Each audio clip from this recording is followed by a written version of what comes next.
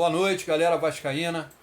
Tem novidade para o Vasco e eu vou trazer tudo para vocês aqui nesse vídeo, tá? Ramon Dias foi oficializado o novo treinador do Vasco da Gama e já está treinando com o elenco, tá?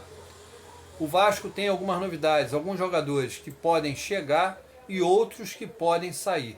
A janela de transferência está aberta ainda por mais de 17 dias e muitas coisas vão acontecer nesse período aí.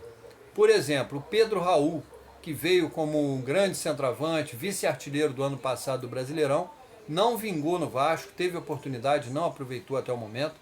E o atacante poderá estar de saída do Vasco. O Toluca do México, um clube mexicano, ofereceu 4 milhões de dólares, cerca de 20 milhões de reais, pelo passe do jogador.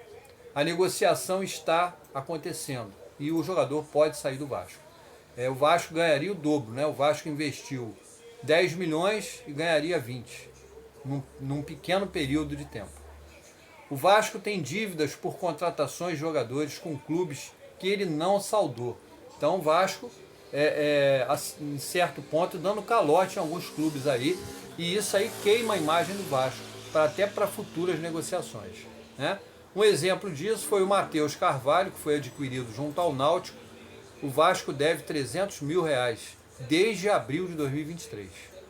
Puma Rodrigues, lateral direito, foi adquirido ao Nacional do Uruguai e o Vasco ainda não pagou a várias parcelas que estão em atraso. O Manuel Capasso, zagueiro, a mesma coisa, o Vasco está devendo o Tucumã. E tanto o Nacional do Uruguai quanto o Atlético Tucumã entraram com ação na FIFA denunciando o Vasco, e o Vasco pode ser punido. Pode ficar um período sem contratar e sem vender jogador, tá? O clube renovou o contrato com o lateral direito Paulinho, de 18 anos.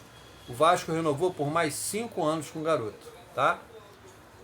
Gary Medel, de 35 anos, novo meia do Vasco, contratado, foi regularizado e poderá estrear pelo Vasco. Ele é chileno, jogou pela seleção chilena por vários anos, foi o capitão da equipe chilena e agora vem para o Vasco tentar arrumar aquele meio campo ali, tá? Dando um pouquinho de qualidade e de experiência ao meio campo do Vasco, né? O Vasco está sondando também o Rafael Borré. Ele é um colombiano atacante, atualmente ele está jogando no Eintracht Frankfurt, da Alemanha. A negociação é difícil, mas o Vasco continua empenhado para trazer o jogador.